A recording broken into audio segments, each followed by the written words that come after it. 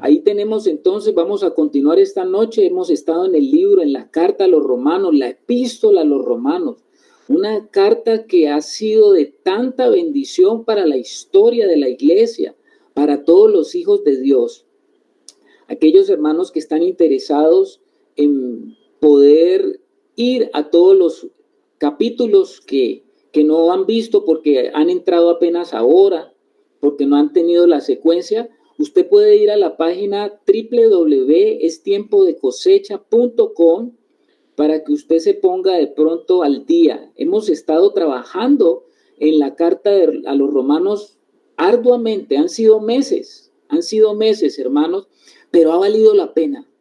Pero ha valido la pena porque hemos encontrado tanto en la carta a los romanos, y yo sé que si seguimos, pues esto apenas es el abreboca para que cada uno de nosotros, en esa relación personal que tenemos con el Señor, pues aquí solamente estamos dando como aquellos pasos, aquí estamos colocando aquellos pequeños fundamentos para que usted en su relación personal con el Señor, pues siga obteniendo todo lo que el Señor quiere hablar, todo lo que el Señor quiere decirle a su vida.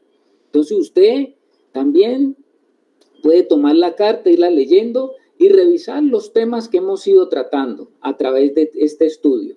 Bueno, esta noche vamos a continuar con el capítulo 12.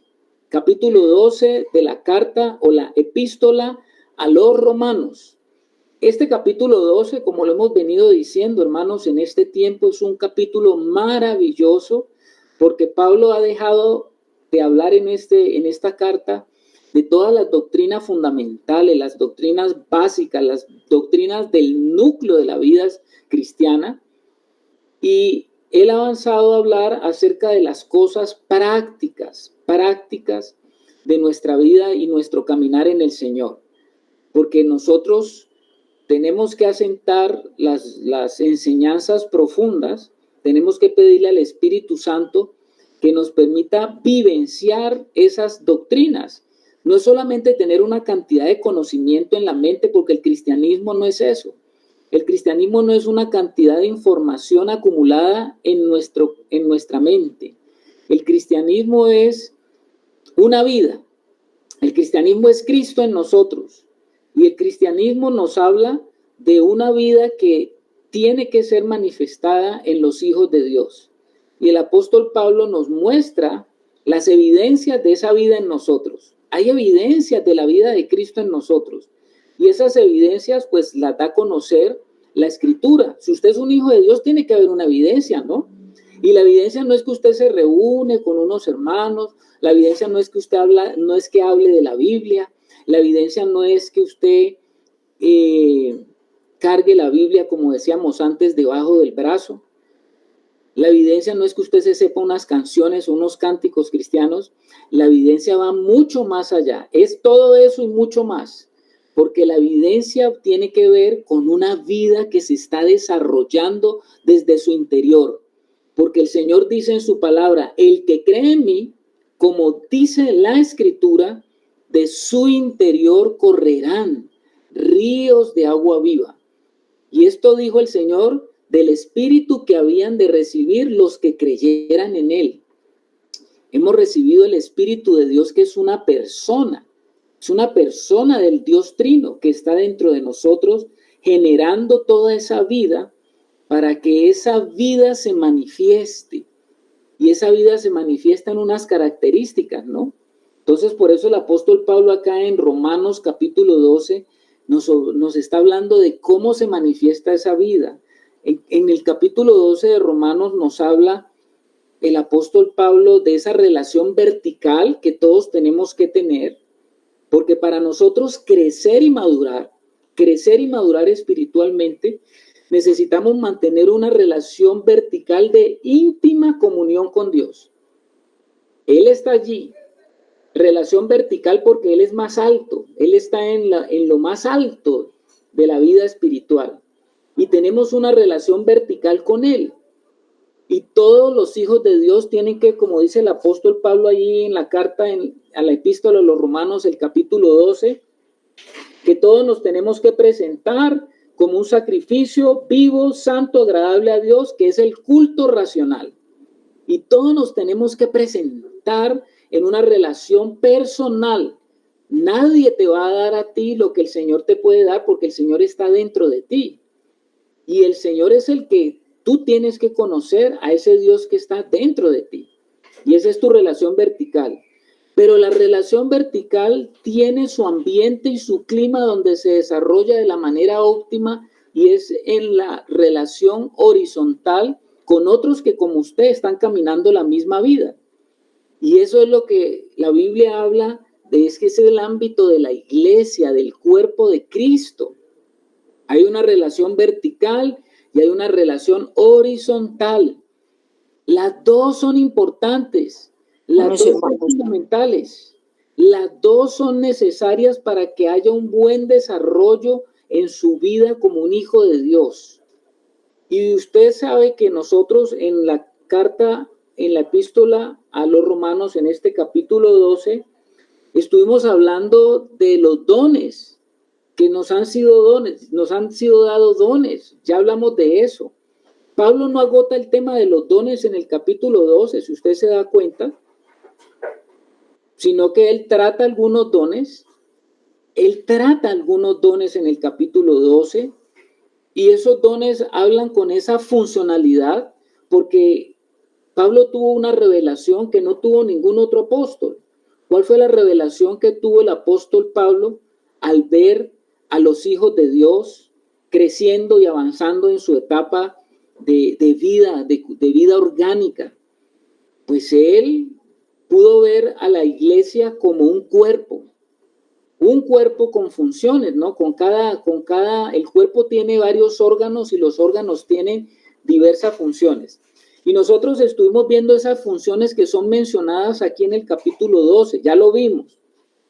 Usted podría ir allá a la página y ver qué fue lo que estuvimos viendo acerca de esos dones.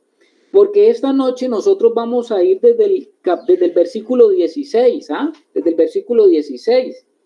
Ya recorrimos desde el versículo 1 hasta el versículo 15, que fue lo último que estuvimos viendo en la enseñanza pasada. Esta noche vamos a avanzar desde el versículo 16, donde Pablo nos está mostrando y le está mostrando a los hijos de Dios que estaban en Roma. Esta carta fue enviada a hijos de Dios que estaban en Roma, cristianos que venían de un contexto judío y cristianos que venían de un contexto gentil, que se encontraron en Roma, se encontraron participando de la vida de Cristo, se encontraron participando de las realidades de la vida que ellos tenían.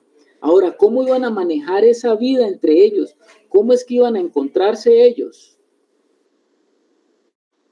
¿Cómo iban ellos a compartir la misma vida?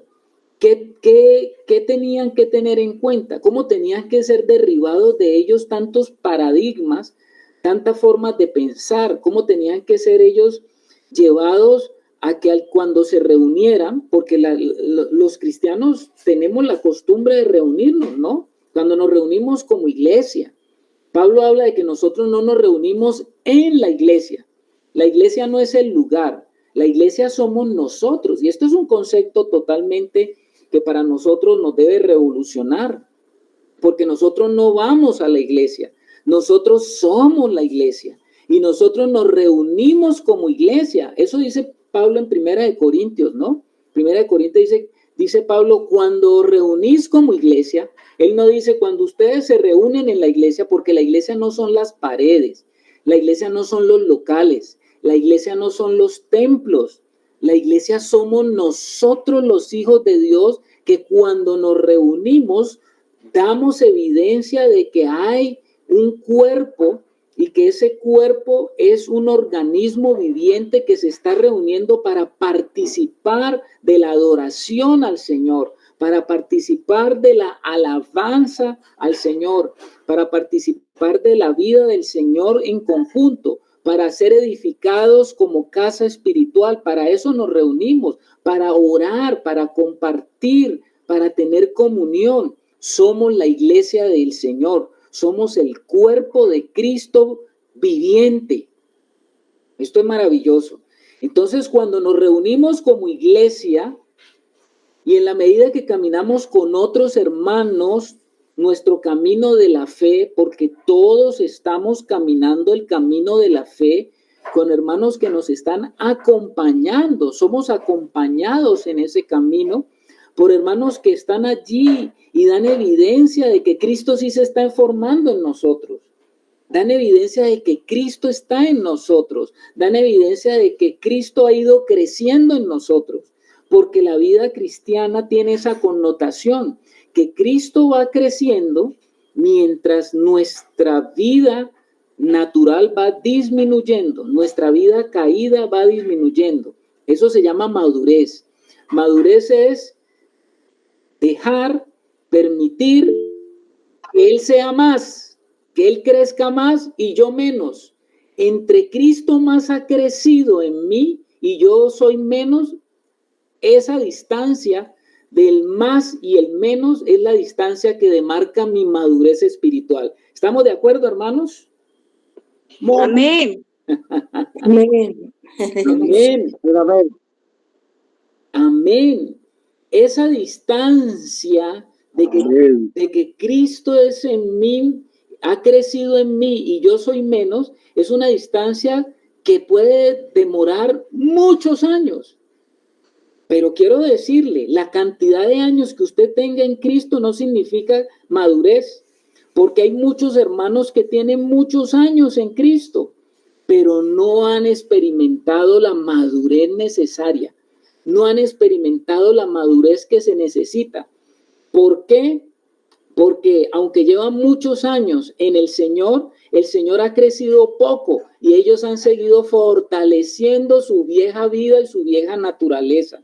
O sea que Cristo no ha crecido en los hermanos, sino que no ha habido ese menguar, sino que ha habido por el contrario un fortalecimiento de la vida natural. Pero bendito el Señor que nos está enseñando, que nos está proveyendo todos los recursos necesarios para que nosotros entendamos que es necesario que cada uno de nosotros mengue para que Cristo crezca. Y ese es el nivel de madurez que la iglesia necesita. No solamente nosotros, sino todo el cuerpo de Cristo necesita avanzar hacia la madurez, hermanos, hacia la madurez. La iglesia necesita avanzar hacia la madurez. La iglesia necesita tener hijos maduros, hijos que puedan encargarse de los asuntos de la casa, hijos que puedan dar un testimonio vivo del Cristo viviente, hijos que puedan sacudir las estancias de este mundo. Miremos cómo está nuestro país ahora, hermano. Nuestro país está revuelto. Se necesita que nuestro país, que en cada región, que en cada zona de Colombia, los hijos de Dios comiencen a manifestarse, porque la creación entera está esperando la manifestación de los hijos de Dios. Colombia gime, esperando la manifestación de los hijos de Dios. ¿Dónde están los hijos de Dios? Es una pregunta para cada uno de nosotros esta noche. ¿Dónde estamos nosotros, los hijos de Dios? Y Pablo nos está mostrando que si hemos de crecer, si hemos de tener un crecimiento sano, no lo podemos hacer solos.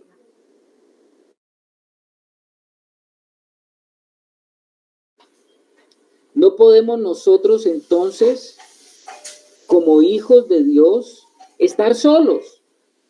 No es la vida del cristianismo una vida de solos. No es la vida cristiana para yo decir yo con yo. No existe eso como yo con yo en la vida cristiana. En la vida cristiana existe una relación donde cada hijo de Dios va entendiendo, va experimentando su lugar en el cuerpo y cada uno de hijo de Dios está atento en qué momento él puede ayudar en ese servicio a los otros hermanos, porque en el cuerpo de Cristo hay una interdependencia entre cada uno de los hermanos.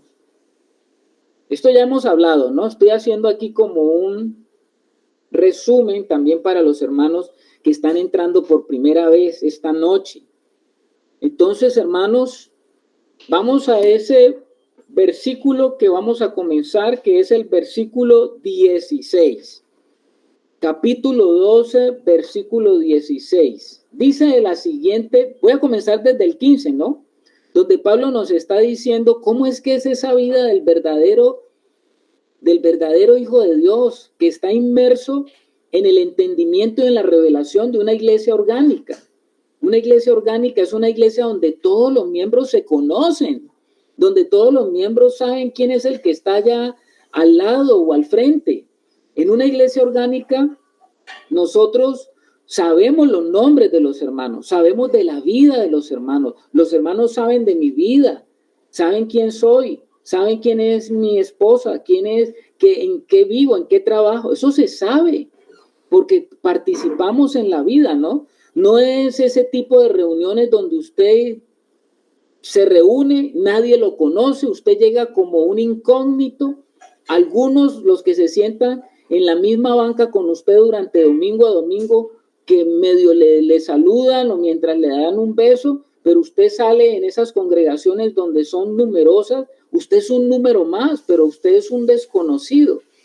Y usted llega y se sienta por años para escuchar un mensaje, pero usted no sabe de qué se trata el desarrollo de la vida en Cristo usted.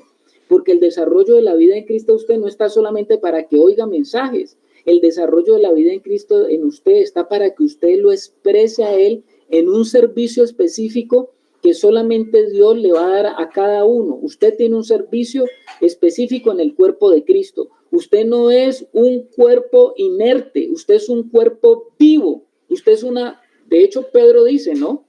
Todos somos piedras vivas y estamos siendo tallados como piedras vivientes.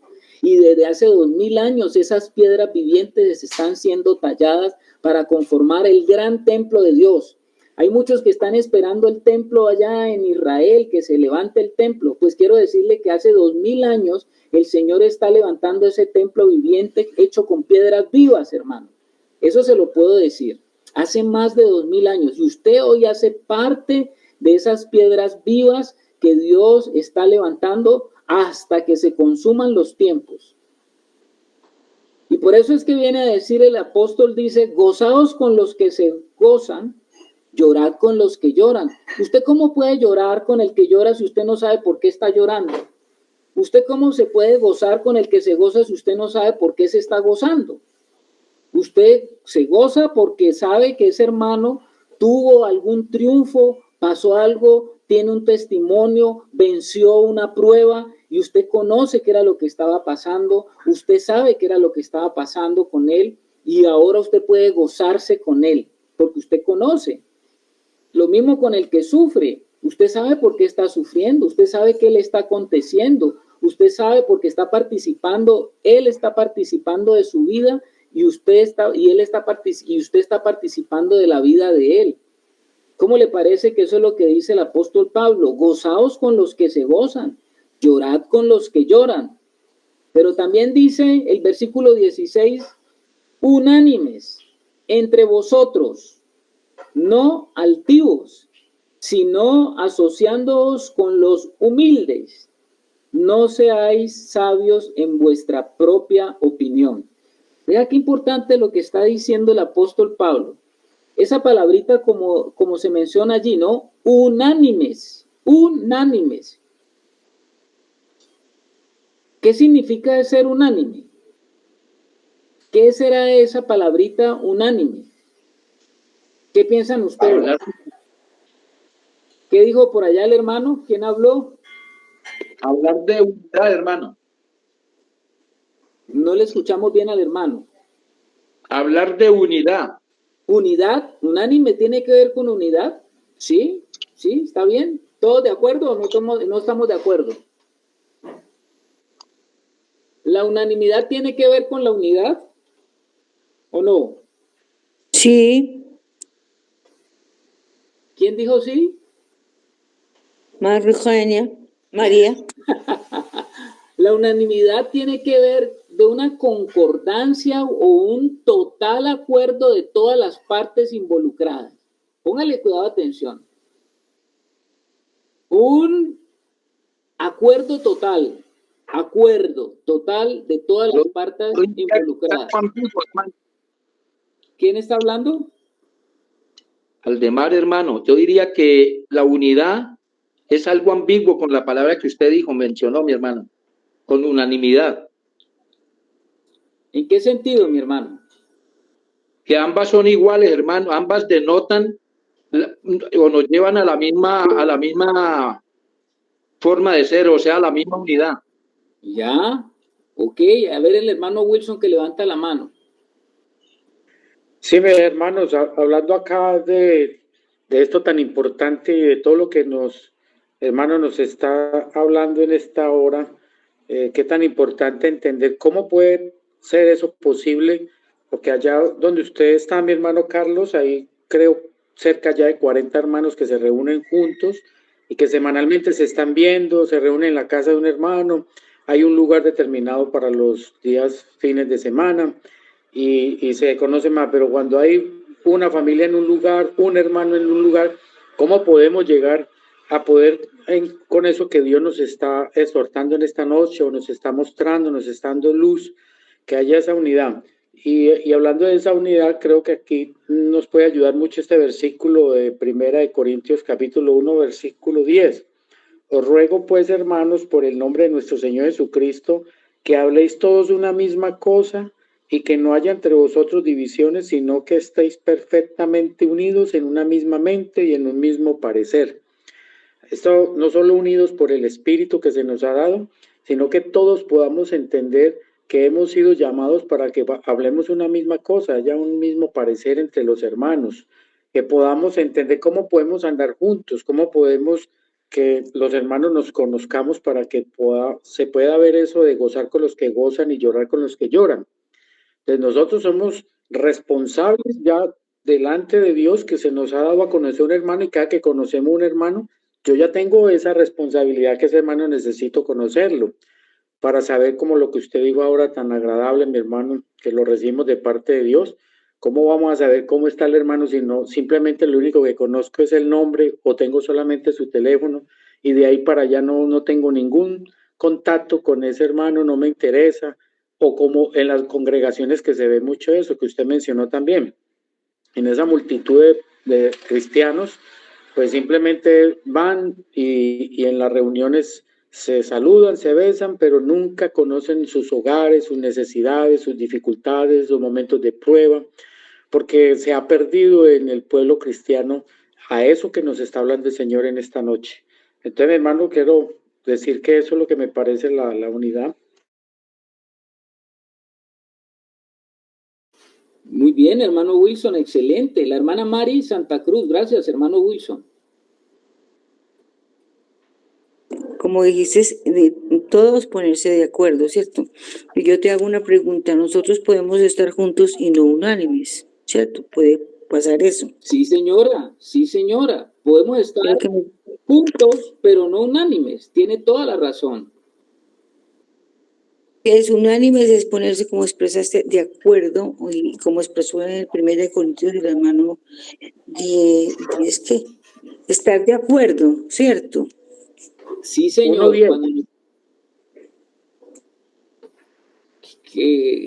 Primera de Corintios, ¿qué está diciendo el hermano Wilson, no? Dando la cita, mi hermano, me disculpa que no puse la mano. Primera de Corintios, capítulo 1, versículo 10. Versículo 1, capítulo 1, versículo 10, así.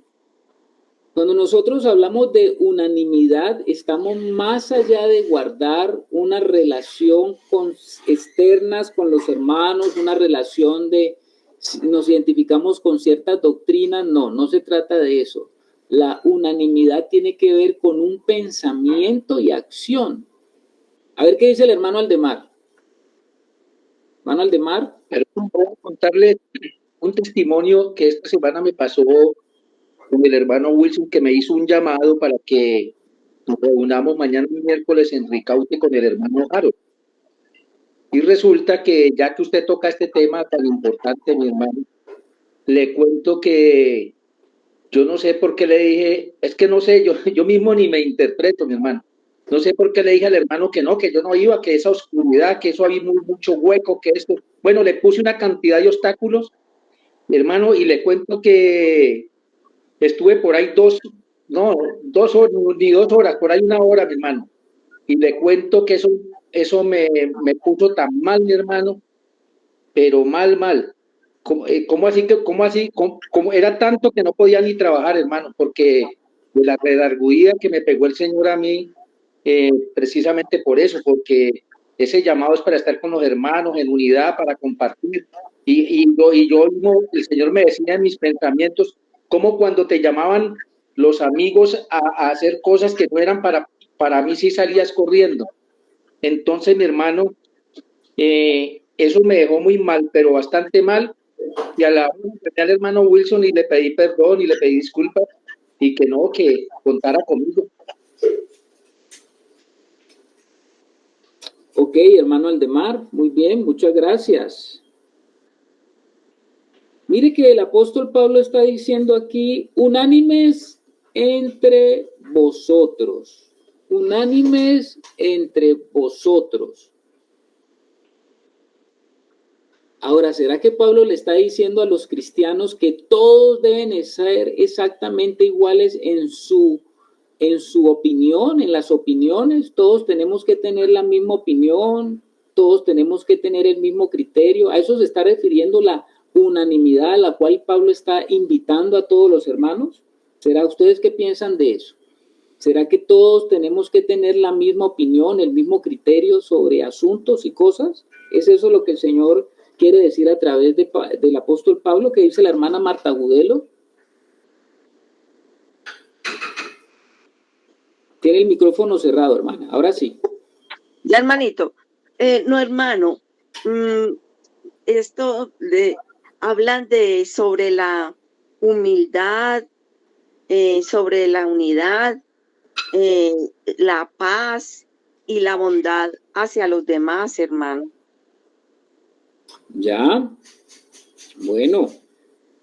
A ver, les quiero decir esto porque es muy importante, ¿no? A ver, la hermana Flor, ¿qué nos dice? Pues precisamente por la analogía que hace Pablo de que cada miembro del cuerpo, una mano, un pie, una oreja, la boca, son tan distintos, pues cada uno podemos tener opiniones, ideas diferentes desde nuestra identidad, ¿no? Como hijos de Dios. Pero esta unanimidad que solo la da el Espíritu Santo nos hace como ir a todos a un mismo propósito. Es decir, todas esas ideas o pensamientos u opiniones personales, finalmente todas van a ser abarcadas por el Espíritu Santo y el acuerdo se va a dar porque estamos todos apuntando al mismo lugar o al mismo propósito y al mismo sentir. Ahorita mi mamá decía sentir y también el hermano Wilson lo leía creo que en ese versículo. Entonces yo pienso que es hacia allá lo que estás planteando, mi hermanito. Excelente, mi hermana Flor, excelente. Sí, señor, lo que estás diciendo es eso, ¿no? Lo que estamos diciendo es que, mire que en un cuerpo hay diversas funciones, hay diverso funcionamiento, cada órgano se mueve diferente. De hecho, cada órgano es diferente, ¿no? No todo el cuerpo tiene en todas partes corazón, no todo es hígado, no todo es pulmón. Cada parte del cuerpo tiene funciones diferentes, pero todos están unidos, como dice la hermana Flor, en ese organismo que se llama cuerpo, y allí todos trabajan con un propósito. Hay una unidad, una unanimidad en el propósito, haya este sentir, dijo ahora el hermano Wilson, que hubo en Cristo Jesús. Hermana Mari. Ahí somos ajustados por medio de la obra del Espíritu en nosotros, ¿cierto? Sí, señor, sí, hermana, el Espíritu nos va ajustando. Lo que quiere decir en la palabra de Dios el apóstol Pablo es que inevitablemente entre los cristianos habrán opiniones diferentes sobre diversos temas, y eso tenemos que madurar, porque nosotros quisiéramos que todos los hermanos sobre un tema pensaran dijeran exactamente lo mismo que yo digo, y vamos a encontrarnos que en cosas que son, en temas que son periféricos, en las escrituras, en asuntos que son periféricos, hay hermanos que han tenido diversas concepciones de algunos aspectos y hay hermanos que han tenido otra forma de ver la cosa en diversos aspectos, pero no por eso son enemigos, no por eso hay que descartar, no porque en cuanto a alguna cosa no piensa igual que yo, Sobre todo, por ejemplo, cuando hablamos de temas escatológicos, me ha pasado mucho, hermano, a través de la historia de mi caminar en el Señor, que en la medida que he ido caminando, pues yo he ido entendiendo el tema de la escatología. La palabra escatología significa los eventos que están relacionados con el final de los tiempos. Entonces, algunos hermanos ven una cosa de esta manera, otros lo ven de otra manera. Eso no es un tema central porque esos temas no definen la parte central que es nuestra salvación, pero son formas como algunos hermanos ven un asunto. Y yo he encontrado que hay hermanos que se enojan verdaderamente si usted no lo ve de la misma forma y si usted no lo entiende de la misma forma, entonces se enojan y hasta quieren como no caminar más con usted. No, hermano, tenemos que avanzar y madurar y entender que hay aspectos de la palabra que no necesariamente las vemos de una misma forma. Cuando se trata en temas, hay cosas centrales en la palabra, hay asuntos periféricos, que esos sí no son negociables. Eso sí, todos tenemos que estar sintonizados en el mismo criterio. Pero en la medida que vamos avanzando, nos damos cuenta que hay unos temas que no son periféricos, que son periféricos por Dios, perdón, y que esos temas no son motivos de división, sino que es motivo de que los sigamos y sigamos preguntándole al Señor, Señor, amplíame esto, muéstrame más esto, permíteme entenderlo. De pronto yo no he visto esto que ha visto el hermano, pero permítemelo entenderlo de esta forma. Y en la medida que vamos madurando, yo sé que van avanzando muchas de las cosas que tienen que ver con esos temas periféricos. Entonces, en eso no podemos nosotros decir esa es la unanimidad. No. Los cristianos tendremos opiniones sobre diversos temas que no son centrales. Pero lo que sí Pablo está diciendo es que los creyentes nos debemos ir adaptando los unos a los otros, de tal, como lo decía la hermana ahora, que todos estemos apuntando hacia el mismo propósito eterno. ¿Y cuál es el propósito eterno?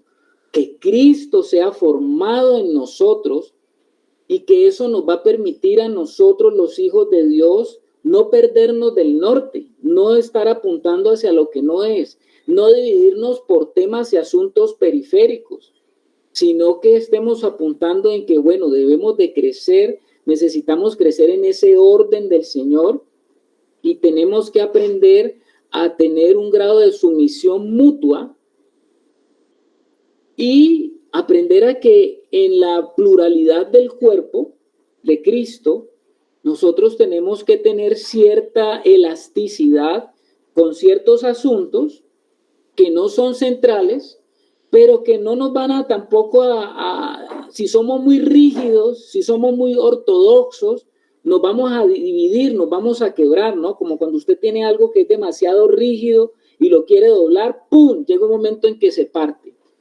Y no es lo que nos llama el Señor no nos llama a estar partidos, sino que debemos entrar en algo que podemos interpretarlo como la armonía del espíritu. Vamos a hablar como en términos musicales. ¿Por qué la armonía de esto del espíritu? ¿A qué se debe esa palabra? Bueno, nosotros sabemos que a veces algunos hermanos vienen de una cultura,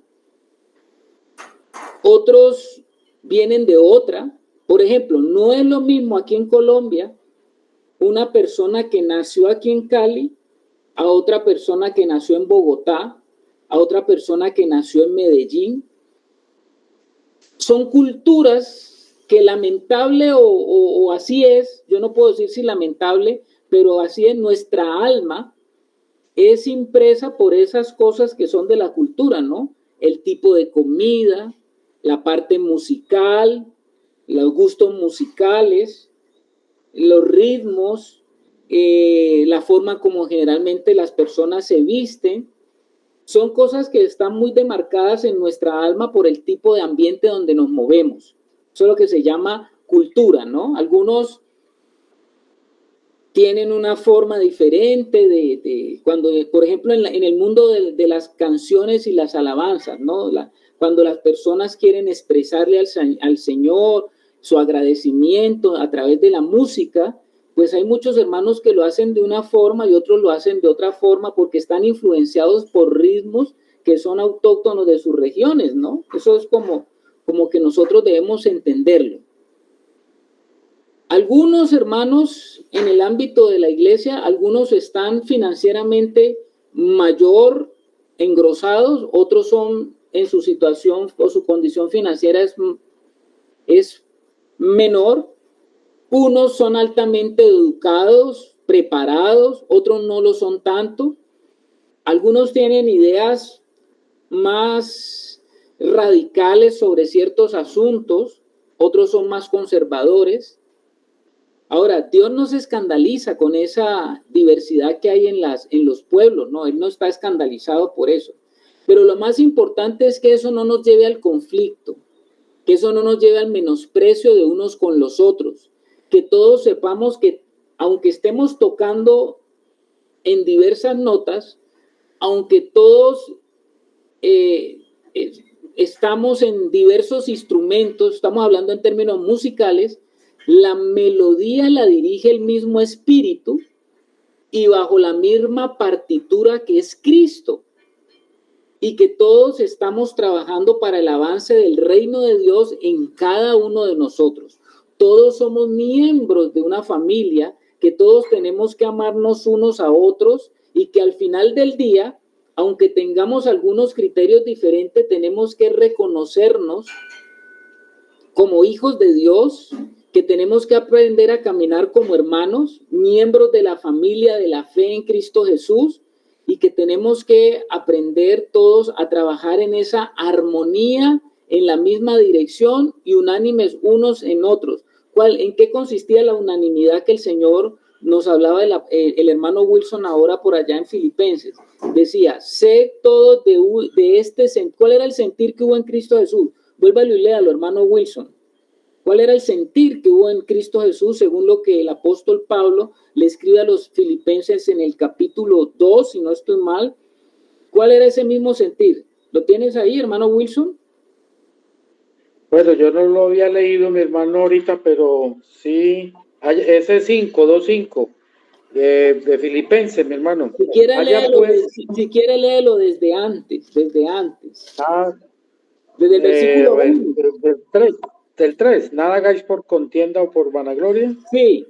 Amigo, bueno, versículo 3, capítulo 2. Nada hagáis por contienda o por vanagloria, antes bien con humildad, estimando cada uno a los demás como superiores a él mismo, no mirando cada uno por lo suyo propio, sino cada cual también por lo de los otros. Haya pues en vosotros este sentir que hubo también en Cristo Jesús, el cual siendo en forma de Dios no estimó el ser igual a Dios como cosa a que aferrarse. ¿Usted me dice si sigo o ahí está bien, hermano? Ahí está bien, hermano. ¿Cómo le parece que el Señor Jesucristo venía de otra cultura? ¿De cuál cultura venía el Señor Jesucristo? ¿Cuál es la cultura del Señor Jesús? Judía. Bueno, ¿cuál es la cultura de Cristo? ¿Cuál es la cultura del Cristo? Santidad. Exactamente. La cultura del Cristo es el reino de los cielos. Él venía de otra cultura. ¿Sí estamos? Y él vino a relacionarse y a meterse en otra cultura, que era la cultura judía, porque él viene del reino de los cielos a introducirse dentro de esa cultura.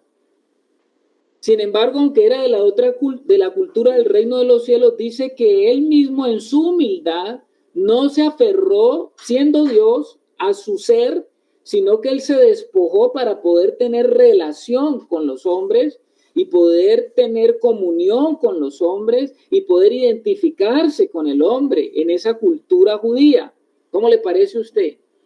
Y entonces lo que el Señor está diciéndonos a nosotros es, bueno, sí, nosotros tenemos esas diferencias en razón de que hemos nacido en diversas circunstancias, en diversos lugares, pero que porque usted nació en Andalucía, que porque usted nació en Tuluá, que porque yo soy de Cali, que porque el hermano es de Medellín, que porque el hermano es de Pereira, esas cosas van perdiendo vigor porque nosotros vamos identificándonos cada vez más con lo que el Señor nos está revelando, porque realmente nosotros somos, nuestra ciudadanía no es de acá abajo, nuestra ciudadanía es la del reino de los cielos.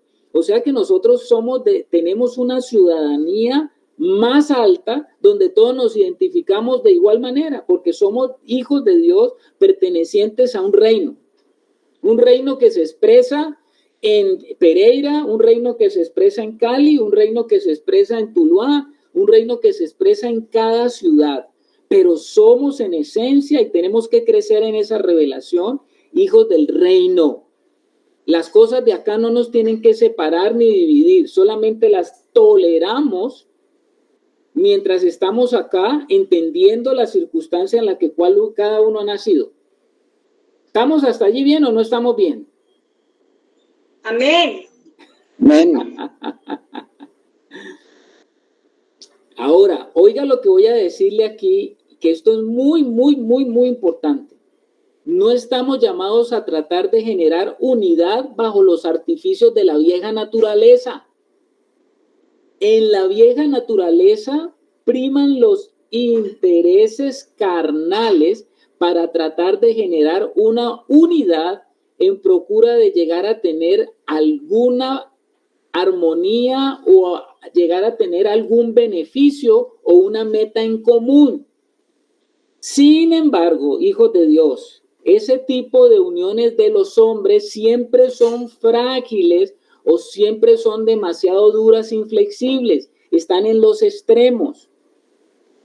No podemos tratar de generar nosotros la unidad por una sencilla razón, porque es que la unidad ya nos fue dada.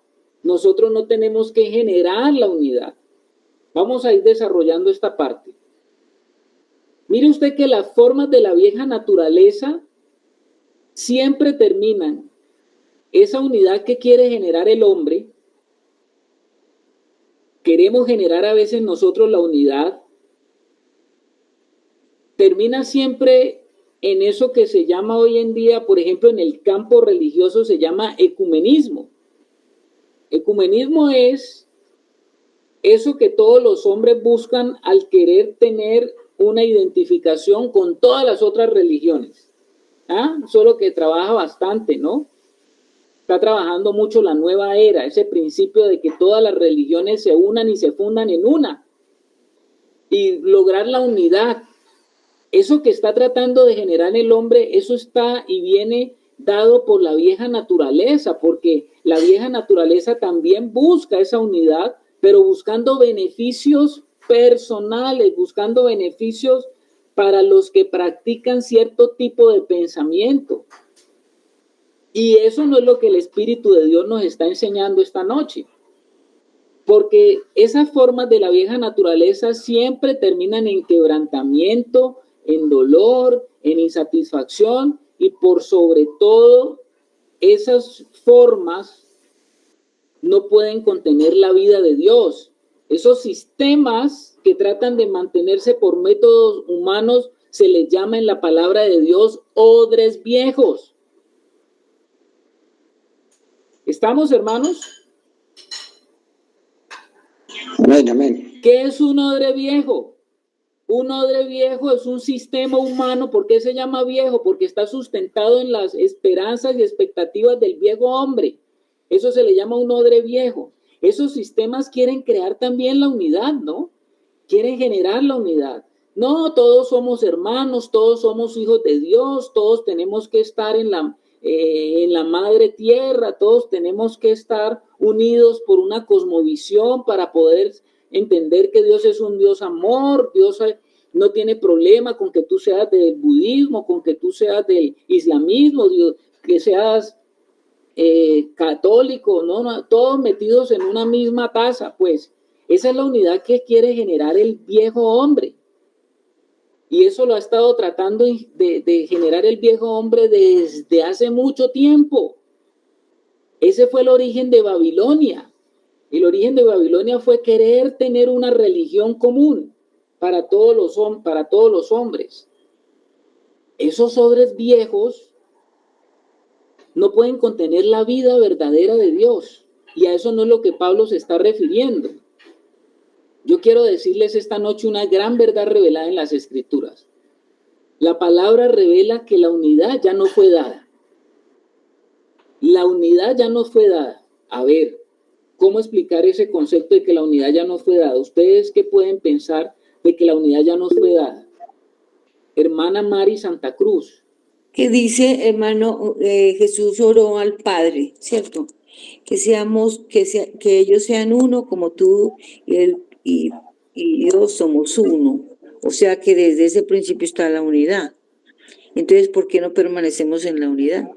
Ah, bueno, usted está diciendo algo muy interesante. Ya Jesús, por toda la obra que él hizo en la cruz del Calvario, acabando con los viejos recursos del viejo hombre, nos permite entrar en la nueva realidad.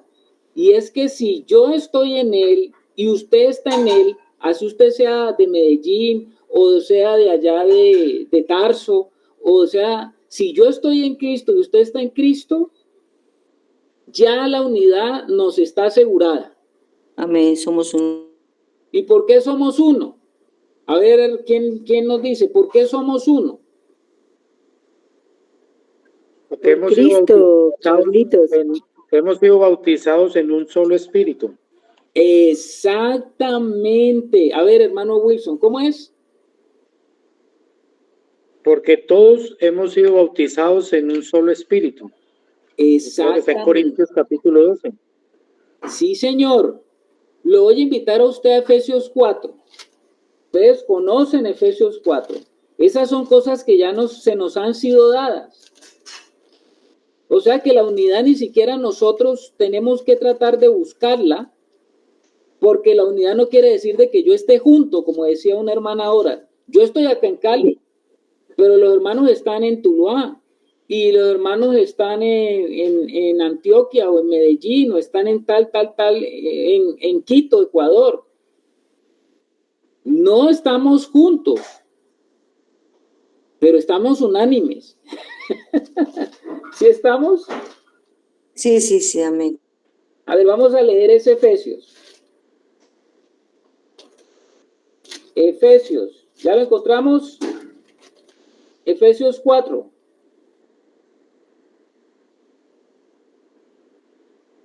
Efesios 4, 3 y 4. Y 5 también. Bueno, y el 6. Efesios 4 del 3 al 6.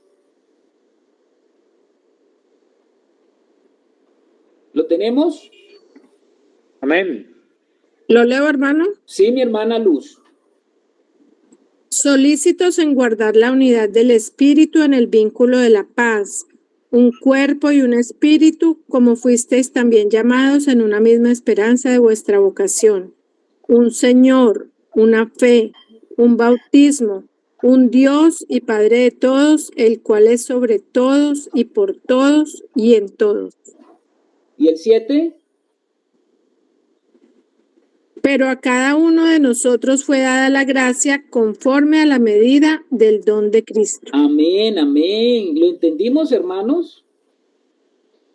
Mire que aquí en este pasaje el apóstol Pablo no nos está diciendo tratemos de guardar o tratemos de generar la unidad. Él no dice que tratemos de generar la unidad. ¿Qué es lo que él dice? Guardar la unidad. Solicito en guardar la unidad, que la palabra guardar creo que es cuidar, hermano. Exactamente, o sea, lo que Pablo nos está diciendo es que ya la unidad nos fue dada. No tenemos que crearla ni generarla. Ya la unidad, por ser un hijo de Dios, está dada y garantizada por lo que Dios ha hecho. La palabra revela que la unidad ya fue dada. Te lo voy a leer en otra versión, el versículo 3. Solícitos en guardar la unidad del espíritu en el vínculo de la paz. En otra versión de la escritura dice, el espíritu los ha unido con un vínculo de paz, no que los va a unir, sino que ya los unió. Y dice ahora, esa misma versión dice, hagan todo lo posible por conservar esa unidad, permitiendo que la paz los mantenga unidos. Ser solícitos, hermanos, implica mantenerse en un estado de mente de Cristo para estar guardando lo que se nos ha entregado y lo que se nos ha concedido y para ir ejercitando el discernimiento espiritual. A ver, ¿qué es lo que me está diciendo este hermano? Pablo nos dice que tenemos que ser solícitos. O sea, yo no tengo que esforzarme por tratar de no tengo que esforzarme por tratar de generar la unidad, porque la unidad ya nos fue dada porque estamos en una misma fe, un mismo bautismo, un mismo espíritu, un Dios y Padre de todos. Eso ya, desde el momento mismo que nos convertimos al Señor, la vida de Dios está dentro de nosotros y eso ya nos hace a nosotros participantes con todos los otros hermanos de esa unidad que ya nos fue concedida. Entonces, ser solícitos implica mantenernos en estado de mente de Cristo. ¿Cómo es estar en mente de Cristo? ¿Cómo podemos entender estar en mente de Cristo? Como no morir a nuestra mente, estar en solo una mente que es la de Él. Exactamente. A ver, hermana Flor. Pensando como Cristo piensa. Exactamente. No estar limitado por nuestros paradigmas, por nuestras percepciones. No, es que este hermano no es de acá. Este no es el que se reúne conmigo. Este no es un hijo de Dios. No. En mente de Cristo es un hijo de Dios y yo obviamente tengo esa evidencia. Es un hijo de Dios, es un hermano en la fe, hace parte del cuerpo. Más maduro o menos maduro, hace parte del cuerpo porque él ha creído en el Señor. Hay evidencias de su nacimiento, es un hermano. Entonces, estamos en estado mente de Cristo. Y esto es lo que se nos ha entregado, ¿no? Porque dice el apóstol Pablo que nosotros ya tenemos la mente de Cristo. Y con esa mente de Cristo estamos también ejercitando el suficiente discernimiento de entender los espíritus. Porque cuando yo estoy frente a una persona que se dice hermano, no es hermano porque sabe mucha Biblia, no es hermano porque asiste, no es hermano porque va a una congregación, porque levanta las manos, porque conoce Biblia, porque sabe decir cosas bonitas del Señor. Eso no es lo que lo hace hacer un hermano. Por eso yo tengo que tener ese discernimiento espiritual para saber que es un verdadero hijo de Dios, el cual me permite mantener la unidad con él. Porque pueda que una persona haga todas las cosas de un cristiano y no sea un hijo de Dios. ¿Cómo le parece? Y yo no puedo, y si no es hijo de Dios, yo no puedo ser más, como dice por ahí un dicho, más papista que el Papa. O sea, no es que él habla muy bonito, él habla de Dios y yo también lo acepto, lo recibo. ¿Eso es lo que nos dice el Señor? No, eso no es lo que nos dice el Señor. Una persona que no da evidencias de su vida en Cristo, así se llame cristiano, así sepa Biblia, así sepa leerla, así sepa versículos de memoria, no es un hijo de Dios si yo tengo el suficiente entendimiento y tengo el discernimiento entrenado para entender los espíritus. Entonces yo no puedo pretender generar una unidad donde no la hay, porque ¿qué comunión tiene la luz con las tinieblas? ¿Estamos de acuerdo, hermanos? Y hay muchos hermanos que cometen esos errores. Muchos hermanos que creen que porque sabe la persona Biblia, yo lo invito y voy a tener comunión con él y todo. Y tenga mucho cuidado, hermano, porque ¿para qué está el discernimiento espiritual? Y usted no puede como estamos diciendo ahora, no, porque él sabe Biblia, porque él comparte mucha Biblia, porque él sabe de esto. Usted no puede decir, no, mi comunión es con él porque sabe Biblia. No, no es así, porque usted tiene que aprender a discernir los espíritus. Y eso tenemos que estar en ese ejercicio en la medida que vamos avanzando espiritualmente. Hermana Flor. Sí, mi hermano, me llama la atención aquí en Efesios que da los indicios de cómo uno es solícito en guardar en esa unidad, y es que con humildad y mansedumbre y paciencia. Entonces, cuando uno tiene la solicitud de guardar esa unidad, pues uno tiene esos frutos del Espíritu Santo, porque son frutos del Espíritu Santo, y eso no se genera por uno mismo, eso lo hace el Espíritu de Dios en uno, de manera que aquí me parece importantísimo eso, ¿no? Pues, Amén. la paciencia. Así es, mi hermana, así es. Ahora, fíjese que Pablo va a decir ahí mismo no nos vamos porque estamos en Romanos, ¿no? Estamos en Romanos 12. Va a decir Pablo, unánimes entre vosotros, no altivos, que es una característica que comienza a verse en la inmadurez o en el que no es hijo de Dios, porque en inmadurez también hay altivez todavía, más de yo que de Cristo. No altivos, pero fíjese lo que va a decir el apóstol Pablo, sino asociándoos con los humildes. Pablo nos advierte algo muy importante. Tenemos que buscar esa asociación.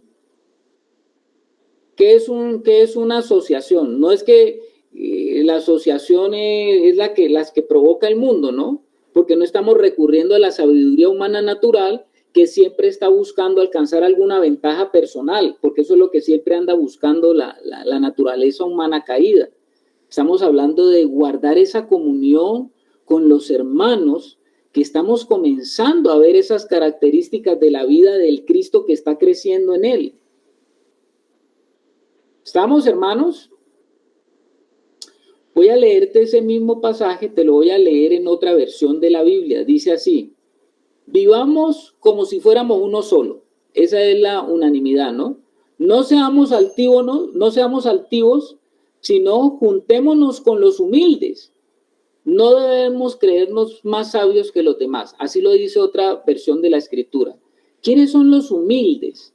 Los humildes, ¿sabe quiénes son? Según la Escritura, son los que comienzan a dar preeminencia, prioridad y gobernanza a su cabeza, que es Cristo, la cabeza de la iglesia. Te lo voy a repetir. Los humildes son los que comienzan a dar la preeminencia, la prioridad y la gobernanza a su cabeza, que es Cristo, la cual es cabeza de la iglesia. Esos hermanos que usted los ve en esa misma forma de pensar, en ese mismo sentir, que el Señor tenga la preeminencia en todo. Esos hermanos que usted los ve con que están muy, muy atentos a que el Señor tenga la prioridad en cada una de nuestras reuniones, en cada una de las cosas que hacemos. Que el Señor comience a tomar gobierno en cada una de nuestras vidas. Debemos tener entonces esa sensibilidad, ese discernimiento espiritual para ir identificando a esos hermanos y decir, oiga, qué bueno que estamos creciendo con estos hermanos en eso. Es digno de que yo camine con hermanos que quieren lo mismo y que están creciendo en eso. No en los que están preocupados porque crezcan el grupo de los hermanos, para que nos hagamos un nombre, para que crezcamos, para que seamos, nos convirtamos en un grupo que pueda generar muchos recursos. No se trata de eso, hermanos, y eso tenemos que tener mucho cuidado. Tenemos que tener mucho cuidado con una sutileza, porque donde se comienza a exaltar algún miembro o algún ministerio o servicio por encima de la autoridad de Cristo, usted debe huir. ¿Está oyendo el consejo, hermano? ¿Sí entendimos ese consejo? Amén, amén. Usted debe tener mucho cuidado y tiene que pedirle al Señor que le permita discernir, porque donde usted comience a ver que se comience a exaltar algún miembro, así le den el título de apóstol, profeta, pastor, y que ese miembro se comience a exaltar o se exalta por su ministerio o su servicio que presta a los hermanos por encima de la autoridad de Cristo, usted tiene que estar listo a huir. Nosotros sabemos algo, que el Señor puso a unos, eso lo dice en Efesios, ¿no? Puso a unos como apóstoles, los puso como profetas, los puso como evangelistas, pastores, Él los puso el Señor, y los puso en una autoridad delegada. Constituidos. Exactamente, y esa autoridad delegada está muy relacionada con la capacidad de vida contenida en ellos del mismo Cristo. Esa es una autoridad delegada. Son hermanos que están ejerciendo una función dentro del cuerpo, no una posición. A los hombres les encantan las posiciones. El Señor nos habla de funciones, como un cuerpo. El corazón, por ser el corazón, es un órgano que sabemos nosotros que es importante, como lo es el hígado, como lo es el riñón, como lo es cada uno, pero el corazón no es el exaltado de todo el programa del cuerpo, ¿no? Eso nosotros lo sabemos. Entonces, mire que cuando nosotros entendemos esto, nosotros le damos a cada hermano la honra, porque sí hay honra, pero la honra que el hermano, el Señor mismo le ha dado. Ahora, ¿la honra por qué es? La honra es por la autoridad delegada. ¿Y la autoridad por qué ha sido delegada? Por la capacidad de ese hermano de vida que tiene contenida. Pero eso no significa que dicha autoridad delegada siga los principios autoritarios del viejo hombre. Eso para nada. Y el Señor le explicó eso a los discípulos, ¿no? ¿Qué es lo que le explicó el Señor a los discípulos?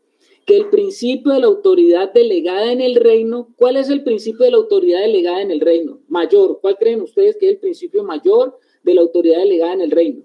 Fue cuando los discípulos justamente estaban discutiendo cuál iba a ser el mayor. Cuando el Señor no estuviera, ¿cuál de nosotros será el mayor? Bueno, ahí el Señor les dio a ellos un principio. ¿Cuál era el principio de la autoridad delegada de los hijos que Él utiliza en funciones en el cuerpo? ¿Sabe cuál es el principio de la autoridad delegada? ¿Qué dice el hermano Adelmo? Que el menor sea el servidor, que el mayor sea el servidor. Sí, señor. Sí, señor, hermano Adelmo. Él dice, el Señor les dio a sus discípulos y le dio este principio que usted lo tiene que tener por suma importancia. Dice, el Señor les dijo, el mayor es el que más puede servir sin enseñorearse. El mayor es el que más puede servir sin enseñorearse. Amén. Todo eso tiene que estar incluido, porque pueda que haya uno mayor que sí es el que más sirva, pero se enseñorea. Puede haber que uno que sea menor, que no sirve mucho, pero igual se enseñorea. Entonces, ese es el principio del reino. El principio del servicio para los que el Señor les ha dado esa autoridad. ¿Y en qué consiste la autoridad delegada? Es una autoridad en vida. No es una autoridad que alguien le confiere por un título. No es que este hermano estudió divinidades en la Universidad de Texas o en el seminario de Fuller en Estados Unidos, estudió y ese es el que más tiene conocimiento porque es PhD en divinidades. Bueno, puede tener PhD en divinidades, pero si la autoridad de vida no está en ese hermano, pues él no puede pensar más allá de lo que debe pensar sobre sí mismo. ¿Estamos, hermanos? Sí, hermano. A veces nosotros nos impresionamos, ¿no? Con esos títulos. Somos impresionados con esos títulos de hermanos que vienen con esos títulos y vienen a ocupar posiciones. Esas posiciones, hermanas, hermanos, es una posición que de pronto la posición se la da el hombre, pero no es la posición que le ha dado el Señor. Hermana Flor. Sí, mi hermano, y el peligro ahí es que los miembros de la iglesia, los hermanos, se acostumbran a obedecer a un hombre y a esperar que esa persona les diga, vaya, venga, siéntese, haga, y terminan siendo seguidores de hombres y no de Cristo. A dedo y no en Cristo. Ay, sí. Sí, señor, sí, señor. Entonces nosotros tenemos que estar atentos, pedirle al Señor que nos ayude. Ahora, la palabra de Dios dice, bueno, si yo veo al hermano en Cristo, yo soy capaz de someterme al hermano donde veo a Cristo. Claro que sí. Y el hermano, y todos dice, someteos los unos a los otros en el temor de Dios. Claro que sí, que tenemos que someternos a los... Porque también está el otro extremo, ¿no? Ya que la hermana Flor lo menciona, está el otro extremo que hay algunos hermanos que dicen, yo solo me someto a Cristo, yo no me someto a más nadie.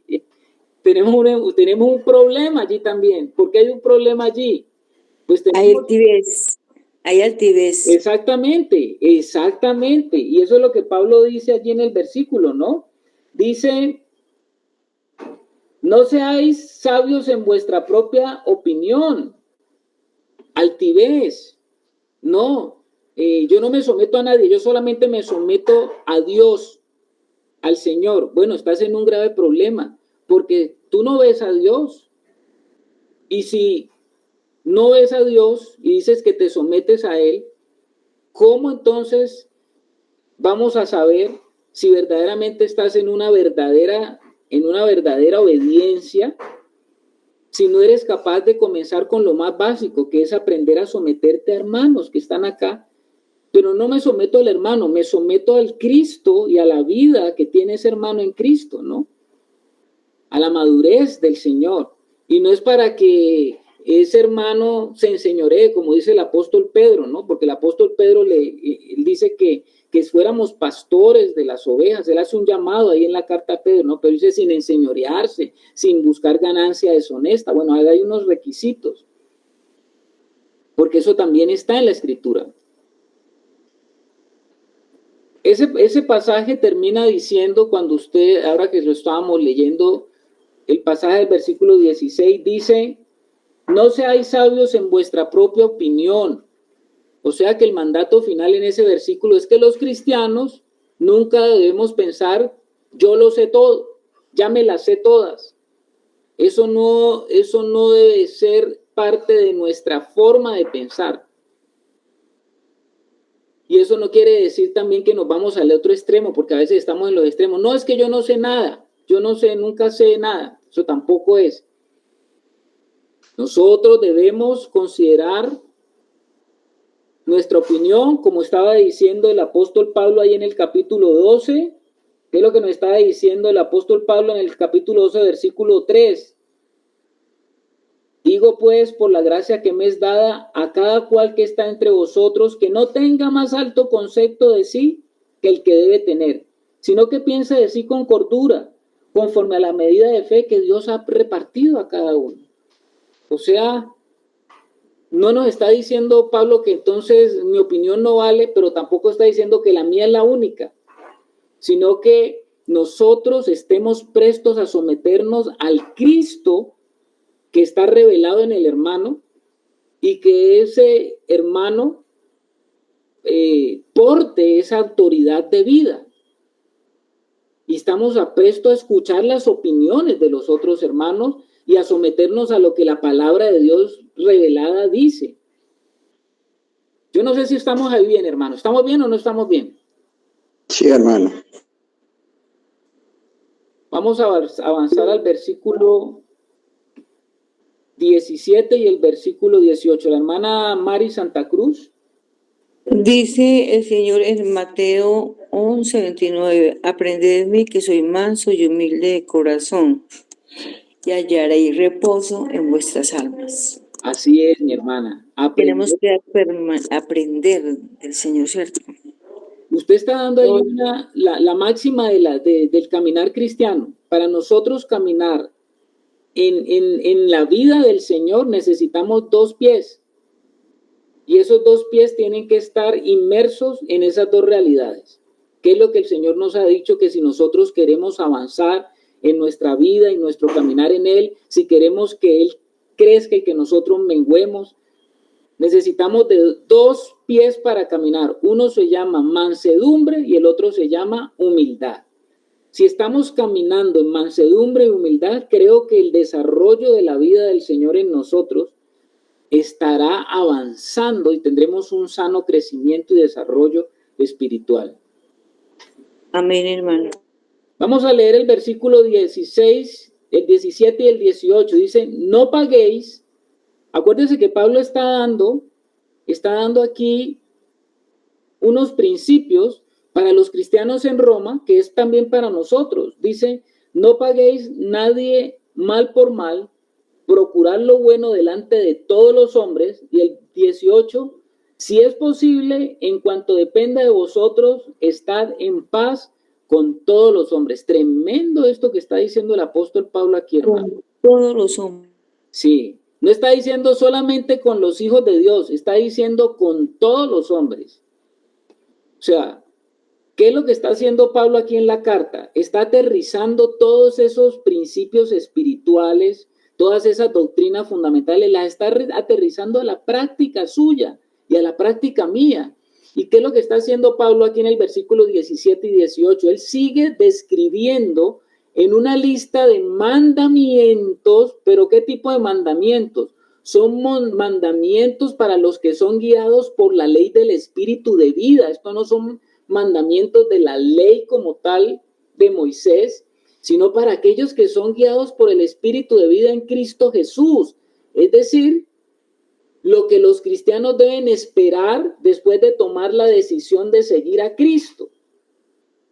En ese conjunto de Romanos 12 tenemos esa imagen, una imagen bastante clara de lo que significa seguir a Cristo aquí en esta tierra, como hijos de Dios. Es lo práctico. O sea, Pablo está describiendo cómo es la vida de un hijo de Dios que está siendo guiado por el Espíritu y que está movido por los mandamientos de la ley del Espíritu, los mandatos de la ley del Espíritu, digámoslo mejor de esa forma. Los mandatos de la ley, porque la ley, toda ley tiene unos mandatos, ¿no? Y esta ley del Espíritu es una ley que es superior a la ley natural, a la ley de Moisés, y operamos en esa ley del Espíritu si nosotros nos mantenemos en el Espíritu, y esa ley del Espíritu vence todas las otras leyes que tienen que ver con la naturalidad, porque estamos en el nuevo hombre. Ahora, ¿cuál es el mandato que Pablo nos está manifestando que debe darse en nosotros? Pues mire que él dice, no paguéis a nadie mal por mal, procurad lo bueno delante de todos los hombres. Si es posible, en cuanto dependa de vosotros, estad en paz con todos los hombres. Ese mandato que está manifestando el apóstol Pablo, ese mandato es una manera de ser que debe de evidenciarse en un hijo de Dios. Ahora, es una cosa que algunos hijos de Dios consideramos difíciles, ¿no? ¿Usted lo considera fácil o difícil? Es una pregunta para ustedes. ¿Es fácil o difícil lo que Pablo está diciendo allí? El no pagar a nadie mal por mal, ¿es fácil o difícil? Yo creo que difícil. Difícil, sí, para la cara. Somos hijos de Dios. Somos hijos de Dios. Tenemos el espíritu de vida. Pero tenemos todavía esa naturaleza que está allí, carnal. Esa naturaleza es reactiva. Usted ha oído de las cosas que son reactivas, ¿no? Hay elementos que son reactivas. En la misma química, usted sabe que hay cosas que son reactivas. Usted coge un fósforo y medio lo raya, ¿y qué pasa con ese fósforo? Pues se enciende. Se enciende, porque la naturaleza del fósforo es reactiva, y resulta que la carne de nosotros por naturaleza es reactiva. Carnal, es reactiva. Entonces, cuando a mí o cuando a usted le hacen algo malo, algo que a usted no le gusta, cuando a usted lo ofenden, cuando a usted le hacen, lo dejan mal plantado, como dice, ¿a usted le gusta eso? Por supuesto que no. Cuando usted se siente lastimado, cuando usted se siente abusado, cuando usted se sienta que le están violando sus derechos, entonces, ¿cuál es la reacción que usted tiene contra el que está provocando eso? Pues pagar de la misma forma. A mí me están haciendo esto, pues yo respondo de la misma manera. ¿Eso pasa o no pasa? O eso me pasa a mí. Yo sé que a los hermanos no pasa a todos. Eso me pasa a mí, no le pasa a los hermanos.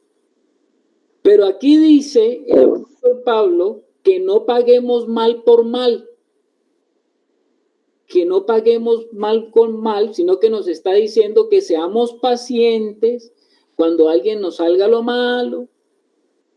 Parece que está sugiriendo como que es necesario que nos demos la oportunidad de mostrar a Cristo. Parece que es necesario que en esos momentos nosotros, más bien en vez de pensar en la ofensa, pensemos en el Señor que está dentro de nosotros y nuestra respuesta, que sea una respuesta totalmente sobrenatural. ¿A usted le gusta hablar sobre la vida sobrenatural? A ver, hermana Mari Santa Cruz. Que dice que tengamos los pies, el uno la mansedumbre y el otro la humildad. Sí, señora. ¿A cuánto les gusta aquí a que le hablen de tener una vida sobrenatural? A todos nos gusta, ¿cierto? Tener una vida sobrenatural. Pero nosotros creemos que la vida sobrenatural está referida solamente a milagros, la expresión de milagros. Pues no. La vida ¿qué significa sobrenatural? Un tipo de vida que está por encima de lo natural. ¿Qué es lo natural cuando a usted le hacen una ofensa, le traten mal? ¿Qué es lo natural? Pues que usted... La naturaleza de pecados se levanta. Que usted responda de la misma manera. Ahora, ¿qué sería lo sobrenatural? ¿Qué sería lo sobrenatural? No responder de la misma manera que le hacen a... Que se quede callado. Responder de una manera totalmente diferente. Entonces, a todos los que queremos una vida sobrenatural, estamos invitados ya a experimentar la sobrenaturalidad de la vida en el Señor. ¿Cómo le parece? Y ahí todos podemos practicar la vida sobrenatural. Todos. ¿Estamos? Amén, hermano. Así es, así es. ¿Por qué es importante que hablemos de esto? Porque nosotros a veces espiritualizamos las cosas. Y no, les quiero decir que vamos aterrizando las cosas y nos comenzamos a dar cuenta de que, oiga, sí, cuando a mí me hacen algo malo, cuando algo que no me gusta, cuando alguien me agravia, pues no hay nada más sobrenatural que mostrar amor y estar dispuesto a perdonar. ¿Ah? Cuando nosotros hacemos eso, estamos demostrando que estamos eligiendo vivir en un tipo de vida que se nos ha sido dada y que esa vida que nos ha sido dada tiene un poder porque es el poder de la vida superior. ¿Cómo le parece? Ahí sí como que a veces no nos gusta ser sobrenaturales. El versículo 18 dice, si es posible, en cuanto dependa de vosotros, estad en paz con todos los hombres. Bueno, ¿cómo podríamos leer también eso que está diciendo Pablo allí? Nunca acabe siendo el motivo de que no haya paz en una relación con otra persona. Nunca acabes tú siendo la razón por la cual no haya paz en una relación con otra persona. Y Pablo nos está hablando de dos condiciones claras. Él dice, si es posible y en la medida que dependa de ti. ¿Por qué si es posible y en la medida que dependa de ti? Porque hay en situaciones, aunque usted no está generando ni está el que está generando el motivo o el conflicto, pero de igual manera la otra persona se ofendió y se siente ofendida. Y no es porque usted lo haya hecho ni a propósito ni fue el motivo, sino que eso va a ser a veces en ciertas situaciones no podrá ser de otra forma. Es algo inevitable. Porque algunas personas no están interesadas en hacer las paces con nosotros. Y sabemos que eso no lo vamos a encontrar. nos lo vamos a encontrar. No están interesados en hacerla, así usted esté mostrando la vida sobrenatural, no puede estar esa persona y no quiere realmente hacer esa paz y esa reflexión. Hermana Maite. Hermanos, muy buenas noches con todos, Carlitos y familia, qué lindo. Pues quiero exponerles a ustedes, ahorita que estoy escuchando esto, a pesar de que, bueno, uno dice, Dios mío, ¿y cómo se actúa, no? Pues hay un caso de una hermana que pues entró en un conflicto bien tenaz por su hija.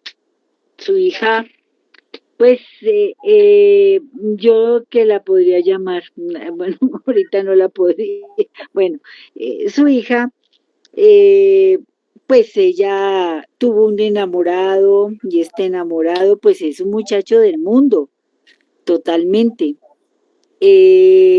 Y resulta que este muchacho comenzó a acosarla, comenzó a tratarla mal, comenzó a perseguirla, o sea, como esos casos que se ven muchas veces en la televisión, que son casos reales, ¿no? Entonces, ella tomó una determinación, por supuesto, en ir a la fiscalía y poner una denuncia por el agravio y para que le den una orden de alejamiento. Y pues claro, es hermana, es una persona que conoce del Señor. Entonces ahora escuchándote a ti, Carlitos, y claro, pues yo sé perfectamente que nosotros no debemos estar en estas situaciones, ¿no? Ni permitirlas tampoco, ¿no? O sea, definitivamente. Pero Carlitos, ¿tú qué opinas? Y hermanos, en esta situación, ¿qué se puede hacer? Porque la verdad que digo yo, claro, esto fue algo que sucedió, pero y que está ahorita sucediendo, o sea, es un caso totalmente real. Entonces yo digo, bueno, pues en nosotros como hijos de Dios, por supuesto, tenemos que evitar cualquier contienda, disensión, aun con los que están a nuestros alrededores, nuestros hijos, nuestros hermanos, qué sé yo, que de pronto a alguno de nuestros hermanos carnales que no son hijos de Dios ni nada, les gusta meterse en conflictos y en situaciones que lamentablemente también involucran a la familia. Entonces digo, uy, ay, ay, y ahora escuchándote a ti, digo, Dios mío, ¿y ahora? Claro, pues esta persona que les comento es un muchacho súper acosador, es un muchacho totalmente del mundo, es un muchacho que se droga, es un muchacho que del mundo, o sea, es una persona que no tiene aparentemente valores, lo mismo su familia.